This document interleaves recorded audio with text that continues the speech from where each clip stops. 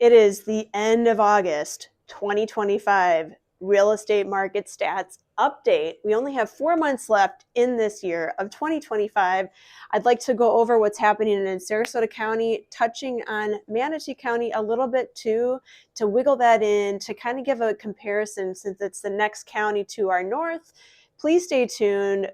Be informed as to what's happening in this local market.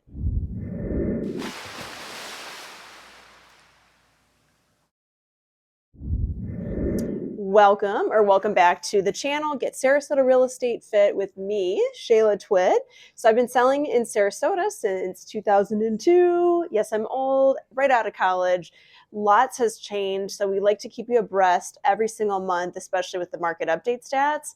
We also kind of talk about listings. We showcase locally owned and operated businesses and business people too. I love giving back in that way. I'm a small business, so I like to help locally owned and operated business people. We try to keep it fun. We do golf cart videos, restaurants, all that kind of fun stuff, beaches. There's more than just the beaches, of course. So, but again, thank you for coming back. If you're a subscriber, thank you for commenting and sharing. And I'm actually videoing this here in my office downtown Sarasota at the Corcoran Dwellings location here on Ringling. It's right by 301. And on Ringling, kind of by the new Carajulos off of Main Street. It's kind of by everything like the Hollywood 20 movie theater and all that fun stuff. So anyway, I usually try not to look at the stats. I did not look at them.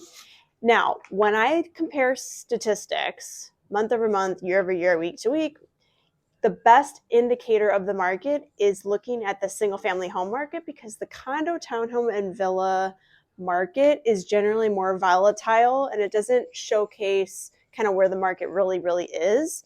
And it kind of fluctuates a lot more for month over month, year after year. So in this case, we're deviating a little bit from our normal routine, which is the Sarasota County single family home market.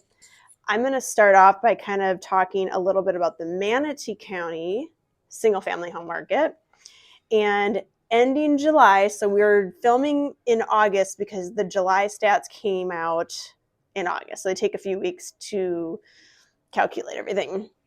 So single family homes, Manatee County, which is like Bradenton, Palmetto, Ellington, kind of that corridor. I don't include Longboat Key with this, although I think some of the numbers are thrown in because it's partially in Manatee County.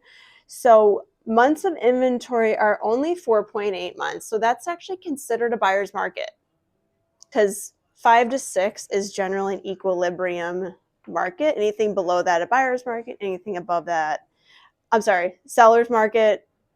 Anything above that, a buyer's market. So I said it the other way around. Manatee County is more of a seller's market. That was my bad. Manatee County seller's market for single family homes.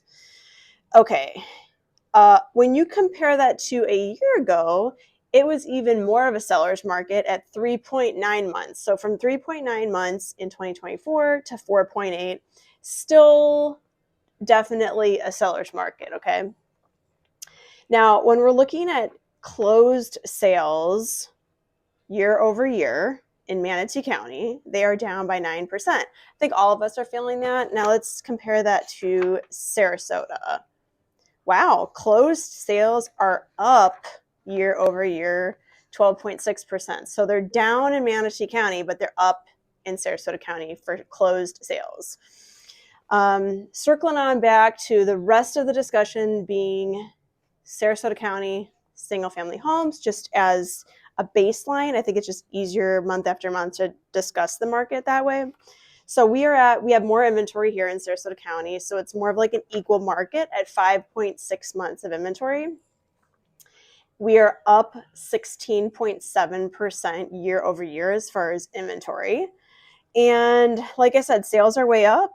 I'm guessing median prices median price is the exact same ending July 2025 as it was July 2024. That's very interesting. Of course, the total dollar volume is up, $495.2 million in total volume closed sales in July 2025, up 13.6% from this time last year. just a diversion here, because I know some of the buyers are on the fence waiting to buy. Maybe they have a low rate. Maybe they just, that's holding them back. But if they're waiting for rates to lower, and they do, all of these other buyers that are on the fence are going to come off the fence and buy, which is going to increase the prices of the homes, because you have more demand, more people looking, drives the price up, right? It's better to secure the price now while there are less buyers. If you think about less competition, you can ask the seller to buy the rate down. That's just becoming more and more of a thing. So it's an option, and it's a strong option that you should consider if you just want to avoid some of this extra competition when the buyers do come back into the market. If the rates go down, we don't know, because as we film here, we're just after Labor Day, and they keep talking about the Fed lowering, which may or may not lower the interest rates. So we'll see. New listings are actually down by about 10%, which is a good thing, right? Because we had more inventory a year ago. So I also like to compare, as we sit here early September, to what was going on in the first part of the year. Well, we have 5.6 months of inventory now. And in January, we had 6.4. So plenty of people have removed their properties off the market. They've lowered their prices.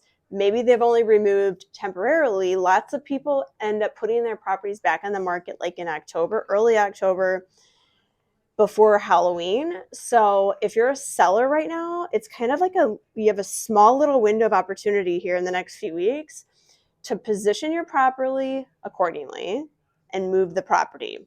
Listen to your agent. I got to use my hands. Okay. So I think that the second half of 2025 is going to be much stronger as far as sales and just a healthier market. The trend in terms of the numbers is that it is going to be a little bit of a healthier market, especially compared to the first part of the year. The first part of the year was just kind of a strange time, just slow, and people kind of just waiting and watching in limbo, I felt like. And I do feel like, based on, what I'm seeing, our office, my personal sales and listings, moving and going under contract. So that's my sense of it. I consider the end of November the end of the year, because December is just sort of holiday stuff, Christmas, all the things. But I'm still pushing for that strong first quarter for my clients, ending the year on a positive note. Some people want to close out on their pending sales by the end of the year as a tax goal as well.